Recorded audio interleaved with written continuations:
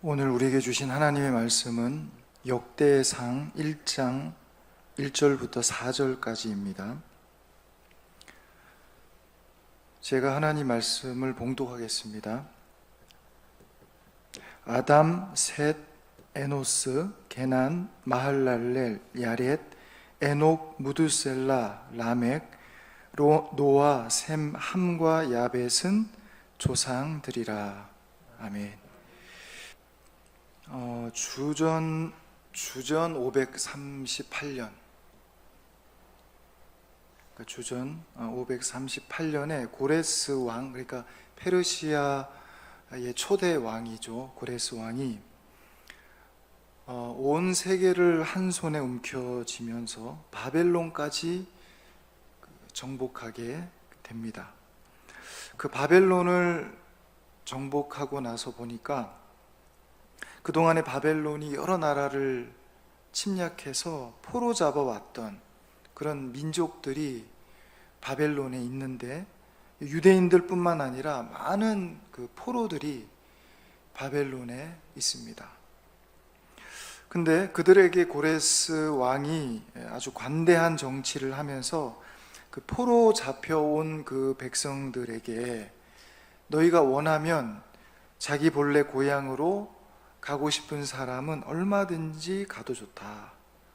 그렇게 이제 칙령을 내리게 되고, 그 칙령에 의해서 유대인들도 자기 본국으로 돌아갈 수 있게 그렇게 되었습니다.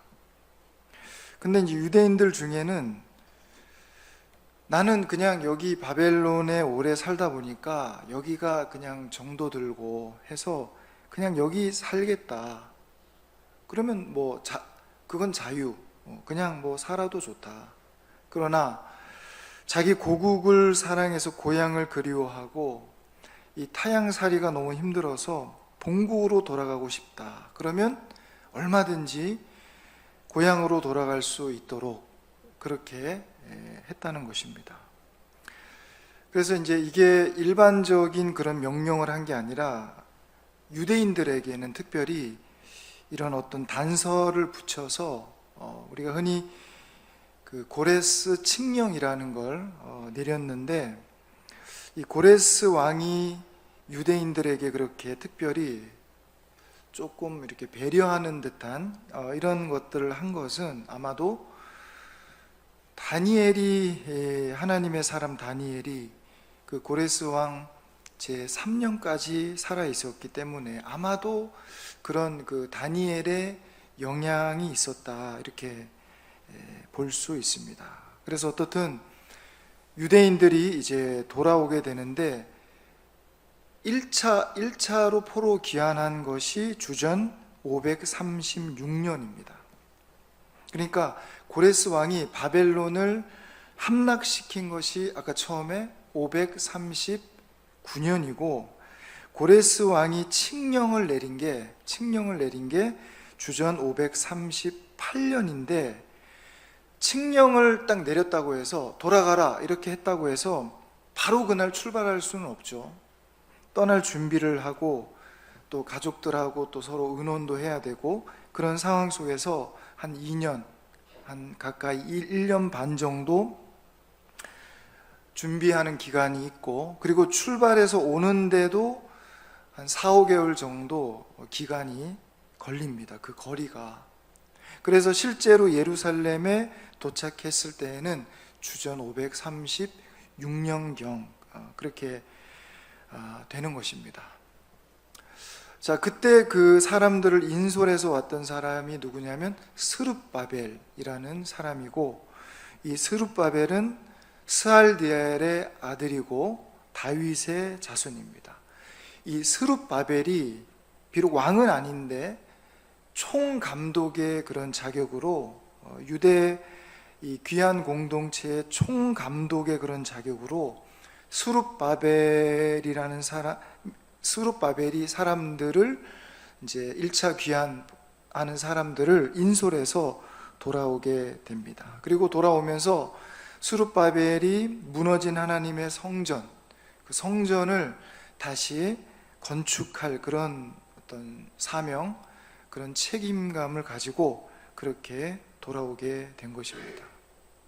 자, 그렇게 해서 유대인들이 다시 그 예루살렘에 돌아와서 하나님의 성전을 짓습니다. 짓다가 한 1년 2개월쯤 되었을 때, 그러니까 성전 기공식을 하고 이제 진짜 공사를 하다 보니까 이게 생각처럼 쉽지 않은 것입니다. 여러 가지 힘든 것들이 있는 거죠. 요즘같이 돈만 있으면 그 건축 자재를 아무 데서나 구할 수 있는, 지금 같을 때도 이게 어떤 건축을 한다는 게 결코 쉬운 일이 아니죠. 건축이라는 걸 하다 보면 여러 가지 어려움도 있고 또 예상치 못한 그러한 부분도 있고 때로는 시험에 들기도 하고 부담도 되고 그렇습니다. 예루살렘의 그 상황이 완전히 황무지처럼 되어버린 그런 곳인데 거기에 뭐 건재상도 없고 뭘 가지고 도대체 이 하나님의 성전을 다시 지을 것인가? 어디 가서 그 건축 자재를 사올 수 있는가? 그 쉽지 않은 것이죠. 또 여러분, 이 건축하는 이 기술을 한두 사람이 완벽하게 그걸 다 가지고 있지 않습니다.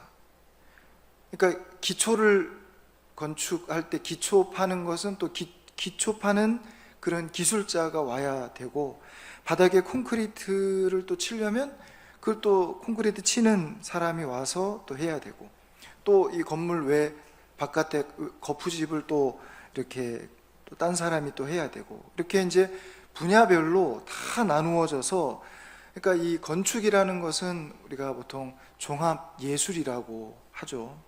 그러니까 여러 분야의 그런 지식과 기술의 조화가 이루어져야만 이런 집 한 채가 이루어지는 것인데, 그때 그 예루살렘에 귀환한 공동체의 그 상황, 현실 상황이 아무것도 없는 것입니다. 황무지 같은 그런 땅에서 얼마나 어려웠을까 하는 것을 우리가 느낄 수가 있고, 또 그보다 더 어려운 것은 그 주변의 팔레스타인 사람들, 불신자들, 그 주변에 하나님 믿지 않는 사람들, 이런 사람들이 페르시아의 국회의원들에게 뇌물을 막 갖다 바치고 왕을 충동하면서 이 성전 건축을 못하게 그렇게 막 집단 민원처럼 해서 막 투서가 들어가고 이렇게 하면서 공사를 조직적으로 방해하는 겁니다. 그래서 결국에 성전 공사가 중단이 된 것이죠. 짓다가 공사가 딱 중단이 되고 한 1년 2개월쯤 돼서 중단이 되고, 그리고 이제 공사가 한 14, 15년 정도 그렇게 중단된 채로 있다가 그 학계라든지 스가랴 같은 선지자들이 일어나서 책망을 합니다. 책망을 하니까 이스라엘 백성들이 다시 용기를 내어서 건축을 재개하고, 그래서 우여곡절 끝에 드디어 성전 건축이 완공이 됩니다. 20년 만에. 그러니까 포로기한 그로부터 한 20년 정도 지난 시점에 드디어 그 성전 건축이 완공을 하게 됩니다. 주전 536년에 돌아왔고, 주전 516년에 성전 공사가 완공이 됐으니까 꼭 20년 만에, 귀환한 해로부터 20년이나 걸려서 드디어 성전을 완공한 것입니다. 자, 그렇게 해서 그 돌아온 사람들이 거의 한 20년에 걸쳐서 성전을 짓고, 그리고 또 뭐 자기들 집 짓고 터전 닦고 그러면서 모든 힘과 에너지를 쏟고 자기 인생을 거의 그런 일에 다 바쳤다고 할 수 있습니다. 그렇게 이제 세월이 흐르고 스룹바벨이나 또 대제사장 여호수아라든지 이런 사람들, 그러니까 귀한 1세대들이 이제 연세가 많아서 세상을 떠나게 되고, 근데 그때부터 이제 이런저런 문제들이 생기게 되는데, 어떤 문제가 있었느냐? 여러분, 처음에 바벨론에서 예루살렘에 돌아올 때 많은 유대인들이 돌아왔는데, 그때 어떤 사람들은, 어떤 가정에는 가정이 다 온 게 아니라 아내들이 따라오지 않았습니다. 그러니까 가족들이 다 함께, 아내도 같이, 다 같이 올라온 가정도 있지만, 내가 왜 그런 척박한 황무지 같은 곳에 가냐, 그냥 여기 바벨론이 살기 좋다, 그래서 따라오지 않은 그런 또 여자들이, 아내들이 많이 있었던 것 같은데, 그게 이제 어떤 문제의 출발점이 되죠. 여러분, 이건 이제 우리 여성분들이 좀 들어야 될 것인데, 우리 남편이 남자들이 어디 가거든 절대로 혼자 이렇게 보내면 안 되고 따라가야 됩니다. 가시밭길이라도 어디든지 함께 가야 이런저런 문제가 안 생기지. 여러분, 남자들은 혼자 놔두면 반드시 문제를 저지릅니다. 동의하시죠? 그거 예수를 믿고 안 믿고 상관없습니다. 조금 차이가 있을 수 있으나 별 차이가 없어 보입니다. 그러니까 일절 남자들이 어디 가서 오래 혼자 있게 그렇게 내버려 두면 굉장히 위험하다. 그걸 하나님도 아십니다. 아니까 성경에 뭐라고 합니까? 남자가 독처하는 것이 좋지 못하다. 그러니까 결국 어떤 문제가 벌어지느냐, 그 아내가 따라오지 않은 남자들이 슬금슬금 담을 넘어서면서 주변에 있는 이방 여자들을 가까이 하는 겁니다. 그 이방 사람들과 교제하다가 그 이방 여자들을 취해서 첩으로, 아내로 그렇게 삼게 되고, 그리고 그 일에 제사장들이 그렇게 합니다. 제사장들까지. 그리고 백성의 지도자들도 그런 일에 아주 으뜸이 되니까 일반 백성들은 말할 것도 없는 것이죠. 여러분, 경상도 속담에 보리밭에 길 내기 무섭다, 이런 말 혹시 들어보셨습니까? 시골길, 들길을 이렇게 가다 보면, 그러니까 어떤 경지 정리가 딱 되어 있는 게 아니고 논두렁길이 꼬불꼬불 이렇게 되는데, 그 논두렁길을 따라가면 이렇게 뺑 둘러가야 되죠. 그래서 빨리 가려고 보리밭, 이 보리는 밟아주는 게 좋다 그러면서 누가 한 사람이 그 보리밭길로 그냥 밟고 탁 지나가면 그 발자국이 나죠. 그러면 그 다음 사람도 그 길로 따라가는 겁니다. 그렇게 전부 사람들이 논두렁 길로 안 다니고 그 가운데 보리밭을 밟고 지나가니까 나중에는 완전히 그 보리밭이 길바닥처럼 그렇게 돼 버리는 것이죠. 그런 것처럼 백성의 본이 돼야 될 지도층에 있는 사람들, 두령들, 심지어 제사장들도 전부 이방 여자들을 취해서 아내로 삼고 하니까 백성들이 우리는 왜 못하냐, 그러니까 아무 꺼리낌 없이 그렇게 됐다는 것입니다. 그렇게 해서 자기 본 부인은 멀리 바벨론에 있으면서 또 여기에 이방 여자를 첩으로 삼는, 그게 마치 하나의 유행처럼 그렇게 되었는데, 이걸 나중에 다 조사를 해보니까 알만한 유명한 사람도 그 명단에 있고, 하여튼 거의 다 사람들이 들어있는 겁니다. 스룹바벨이 세상을 떠나고 여호수아도 세상을 떠나고 난 이후에 그야말로 이 예루살렘이 정말 무법천지가 되었다 하는 이런 상황을, 소식을 누가 듣느냐, 그걸 누가 듣냐면 에스라가 듣죠. 에스라. 여러분, 오늘 설교 제목을 역사를 상고하는 지도자 이렇게 붙였는데, 그 지도자가 누구냐? 그 에스라라는 지도자입니다. 에스라는 아론의 제16대 손이 되는 대학자고 제사장이고 민족의 지도자였습니다.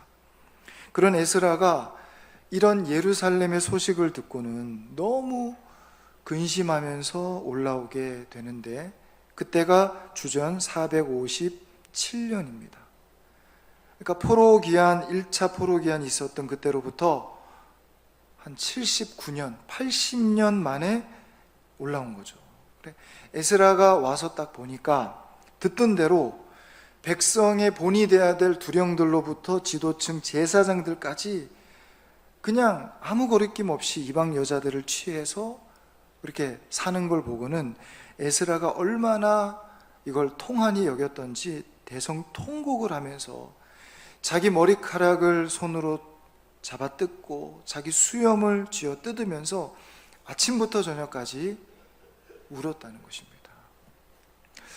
이스라엘 하나님 앞에서 정말 이런 짓 하다가 우리 이스라엘이 망하지 않았냐, 그 여자들 때문에 남자들도 다 타락하고 나라가 망해서 겨우 이제 70년 만에 다시 예루살렘에 돌아왔으면 우리가 정신을 차리고 바로 해야 될 텐데 어떻게 해서 하나님의 백성들이 다시 그 이방 여자를 데려다가 첩으로 삼고, 이게 무슨 짓이냐, 하나님 앞에 도저히 우리가 낯을 들 수가 없다 하면서 에스라가 자기 수염과 머리털을 자기 손으로 막 쥐어 뜯으면서 아침부터 저녁까지 울었다는 거죠.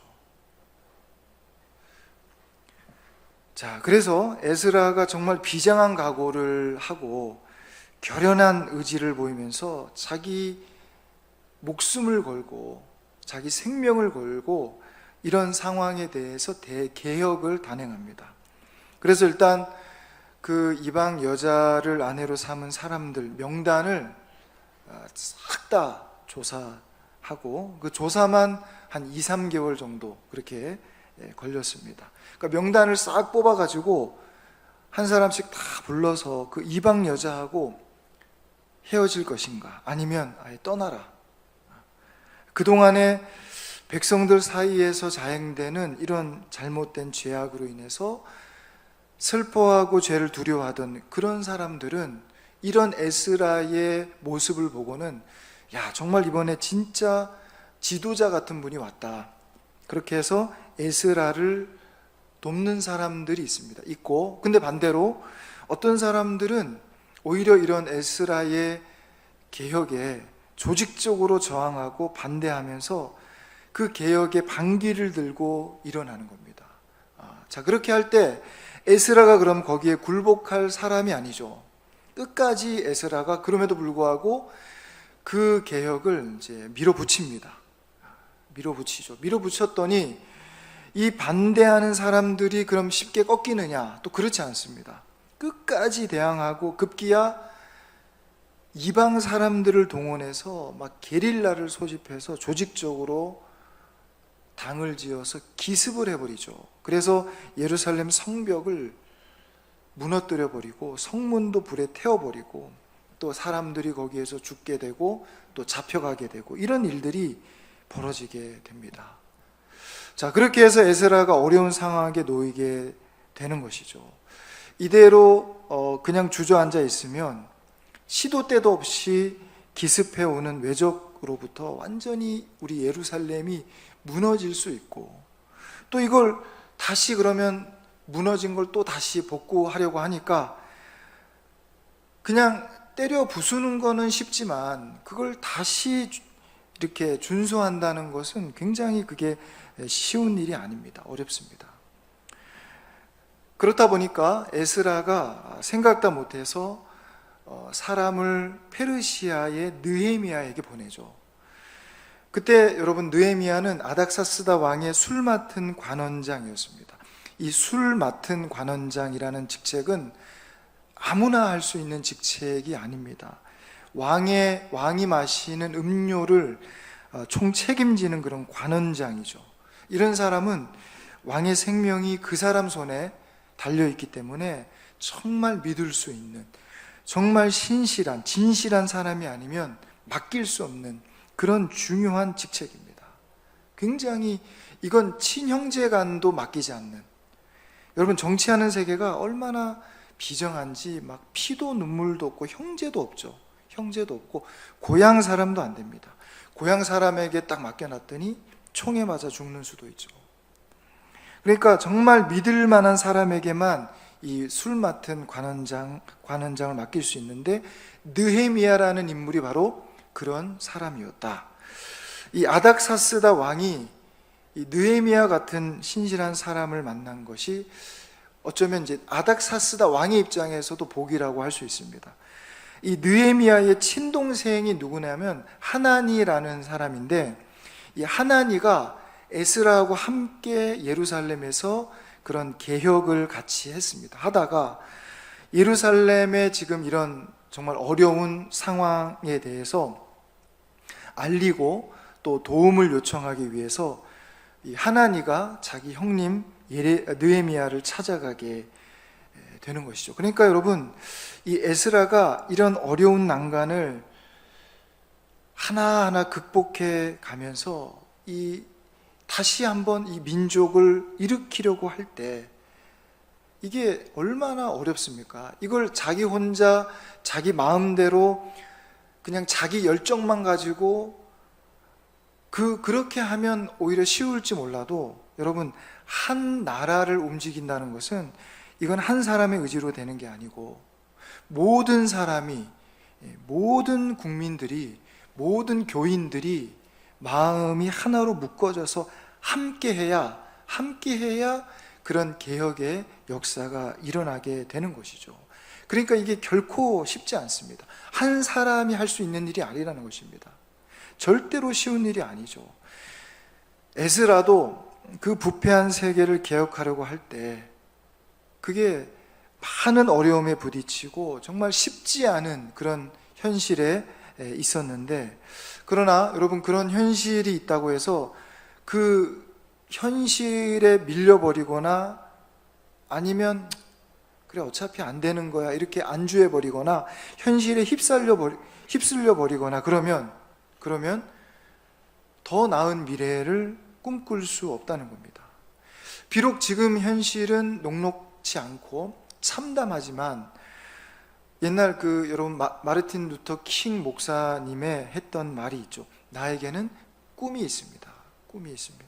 더 나은 미래에 대한, 지금 다가오진 않았지만 우리가 바라봐야 될 그 꿈과 소망을 가지고 그걸 바라보자. 그 꿈이 뭐냐? 그 꿈이 바로 역대서에 보인다는 겁니다. 그 꿈을 에스라가 자기 혼자만 그냥 꿈에 취해서 혼자 꿈을 꾸고 말면, 그러면 그건 그냥 말 그대로 꿈이죠, 꿈. 근데 그 꿈을 에스라가 혼자만 꾸는 게 아니라 사람들로 하여금 함께 그 꿈을 꿀 수 있게 한다. 그러면 그 꿈은 비전이 되는 것입니다. 그게 바로 지도자의 역할이죠. 지도자는 자기 혼자만 꿈을 꾸는 사람이 아니라 그 꿈을 사람들에게 비전으로 제시하고, 그걸 우리가 이제 비전의 공유라고 하는데, 그 비전의 공유하는 단계가 없으면 한치 앞으로 나아갈 수가 없습니다. 정치 지도자가 나는 이런 나라를 만들겠다. 교회 지도자가 나는 이런 교회를 만들겠다. 이런 회사를 만들겠다 하는 어떤 그런 비전을 제시해서 사람들로 하여금 온 교회가, 온 국민이 그 비전을 함께 공유할 때, 함께 동의하고 한 마음이 될 때, 그때 강력한 추진력이 나타나게 되는 것입니다. 그 비전의 공유가 어디서부터 그러면 시작되느냐? 그것은 오늘 제목에도 나와 있지만 지난 역사를 깊이 상고하는 것에서부터, 제가 앞에 이스라엘이 어떻게 흘러왔는지 그런 상황들을, 역사를 쭉 이야기했는데, 그것에서부터 시작해서 오늘 지금 현실의 문제를 직면하고 그리고 앞으로 미래를 바라보게 하는, 그게 사실 이 역대서를 기록한 역대서 저자의 목적이기도 합니다. 그래서 막연한 어떤 이상이나 꿈 같은 소리가 아니라 실제 역사를 상고하는 겁니다. 그 이야기를 아담에서부터 이야기를 끌어오면서 지금 내가 발 딛고 서 있는 오늘 현실 세계까지 그래서 여러분 그 역사 이야기를 쭉 하는데 전부 이제 앞에 내용은 간략하게 그냥 빨리빨리 이렇게 진행해 오면서 여러분 이 역대서의 책 구조를 보면 오늘 우리가 이제 본문을 읽었는데 아담의 이야기는 한마디로 그냥 아담 그 이름밖에 나오지 않죠. 아담, 그 다음에 셋, 그 다음에 에노스, 그러면서 노아까지는 그냥 누구 이름만 이렇게 쭉쭉쭉 쓰다가 노아의 후손부터는 셈, 함, 야벳 중에서 먼저 이제 야벳 이야기를 먼저 합니다. 먼저 하고 그 다음에 함의 이야기를 하고 그 다음에 이제 셈의 이야기를 하죠. 이게 여러분 이제 유대인들의 논리 전개의 어떤 원칙이라고 할까, 그 습관이 있습니다. 그게 뭐냐? 덜 중요한 건 먼저 말하고 진짜 하고 싶은 이야기, 중요한 이야기는 나중에 마지막에 진지하게 길게 그렇게 다루는 습관이 있습니다. 그래서 여기도 오면 야벳 이야기를 먼저 하고 그 다음에 함의 이야기를 하고 그 다음에 셈의 이야기, 이제 이걸 이야기하고 싶은 거죠. 근데 이제 그게 어디로까지 이어지느냐 하면은 1장, 2장에서 그 긴 역사를 짧게 가고 3장에 딱 넘어가면 3장 1절에 보면 다윗이 헤브론에서 낳은 아들들은 이러하다. 그러면서 다윗이 바로 나옵니다. 3장에 벌써 다윗이 나옵니다. 그러니까 여러분 1장 17절에 셈의 자손은으로 시작해서 그 여러 아들들이 있죠. 그 중에서 아르박삿을 끌어냅니다. 아르박삿. 왜냐하면 그 아르박삿의 족보가 이제 예수님의 족보로 흘러가죠. 그 족보가 다윗의 족보가 됩니다. 그래서 셈, 그 다음에 여러 아들들 중에서 아르박삿, 그리고 그게 셀라로 내려가서 아브라함이 나오고 이삭, 야곱, 이스라엘로 이렇게 이제 그 긴, 사실은 굉장히 긴 역사인데 그걸 간략하게 넘어갑니다. 넘어가면서 3장에 가서 이제 진짜 이 역대기 저자가 하고 싶은 이야기는 다윗과 솔로몬의 이야기죠. 이 이야기를 길게 이렇게 하게 됩니다. 이제 이런 걸 보면 이 저자가 역대서를 통해서 무엇을 말하고자 하는지, 어떤 걸 더 크게 좀 드러내고 부각시키려고 하는지를 우리가 엿볼 수가 있죠. 그것은 다윗과 솔로몬 시대에 이스라엘의 하나님의 복을 누리고 평안함을 누렸던 그 하나님의 복받았던 그 시대, 다윗이 솔로몬이 하나님 앞에 어떻게 했는지, 또 백성들이 어떤 신앙의 삶을 살았고 하는 그 지난 역사를 다시 한번 쭉 상고하면서, 그렇기 때문에 앞으로 우리가 어떤 나라 민족으로 거듭나야 하는지, 우리가 꿈꾸는 새로운 그런 비전을 제시하려는 그런 내용을 더 부각하고 드러내고자 했다는 걸 우리가 느낄 수 있다는 것입니다. 그게 역대기 저자의 이야기입니다. 자, 여러분, 오늘 우리의 삶, 그렇다면 우리의 삶의 현실을 이제 그거에 빗대어서 한번 생각해 보라는 것입니다. 오늘 우리가 지금 서 있는 오늘 이 자리, 그리고 이제 앞으로 한 10년, 20년 이후에 세상이 어떻게 될 것인가, 특히 우리 교회, 우리 자녀들 과연 이대로 괜찮은가? 뭐 나만 이렇게 신앙생활 잘 하다가 천국 가면 되지, 그런 마음이 아니라 정말 이대로 괜찮을까? 한번 깊이 우리가 생각해 볼 필요가 있다는 겁니다. 과거 지나온 역사를 되돌아보면서 에스라가 하나님의 비전을 품고 사랑하는 이스라엘을 다시 새롭게 그 어려운 환경 속에서도 개혁해 나갔던 것처럼, 여러분, 오늘 우리도 이런 모습이 필요하다는 겁니다. 우리가 지금 지켜야 될 것은 무엇이고, 우리가 과감하게 좀 버려야 될 것은 무엇이고, 또 새롭게 받아들여야 될 것은 무엇인가, 이런 것들을 좀 이렇게 구분해서 이제 앞으로 우리의 10년, 20년 이후 지금은 괜찮습니다. 지금 뭐 우리가 이렇게 신앙생활 하기에는 전혀 뭐 어색한 것도 없고 불편한 게 없고 그냥 우리가 평생 하던 대로 그렇게 이렇게 하면 이제 우리 기성 세대들은 괜찮죠. 괜찮은데 그러나 앞으로 10년, 20년을 내다본다면 과연 지금 우리의 모습, 우리의 교회 이대로 지금 괜찮은가 하는 것입니다. 그러니까 나 때만 아니면 되지 그런 마음이 아니라 우리가 에스라처럼 역사를 지나온 발자취를 다시 한번 되돌아보고 상고하면서 미래 비전을 제시했던 그 에스라처럼 여러분 우리도 우리 기성세대 앞선 우리 어른들이 오늘보다 내일이 또 오늘보다 10년, 20년 후가 더 밝은 그런 우리 성도들, 교회 다음 세대가 될 수 있도록 우리가 어디서부터 무엇을 위해서 기도하고 노력하고 또 헌신해야 될 것인가를 우리가 깊이 좀 고민하는 그런 시간이 되면은 좋겠습니다. 특히 이제 우리 교회학교 여름 신앙 수련회를 앞두고 있는데 올 여름에 특별히 여러분 이 교회학교를 위해서 우리가 어떻게 해야 되는 것인가를 한 번 더 깊이 고민하고 기도할 수 있는 그런 저와 여러분 될 수 있기를 간절히 소망합니다. 기도하겠습니다. 사랑의 하나님 아버지 감사합니다.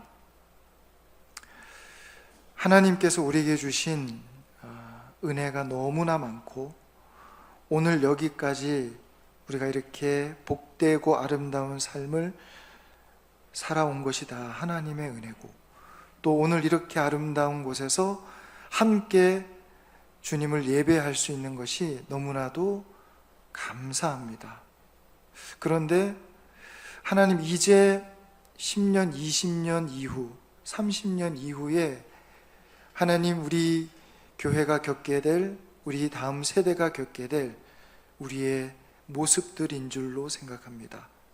하나님 오늘 우리가 지나온 과거 또 현재 미래를 내다보면서 우리가 어떠한 모습으로 결단하고 하나님 무엇을 지키고 무엇을 버리고 무엇을 받아들여야 할지 무엇을 새롭게 변화되어야 될지를 깊이 고민하고 결단할 수 있는 성숙한 그러한 기성세대 주님 앞에 될 수 있도록 도와주시옵소서. 그렇게 해서 우리 교회학교 다음 세대가 하나님 이후에도 10년, 20년 이후에도 하나님이 아름다운 곳에서 하나님을 예배하며 찬양하며 또 그 다음 세대를 위해서 헌신하는 귀한 세대가 될 줄로 믿습니다. 우리에게 그 주님의 마음을 허락하여 주시옵소서. 에스라의 마음을 허락하여 주시옵소서. 감사드리며 예수님의 이름으로 기도합니다. 아멘.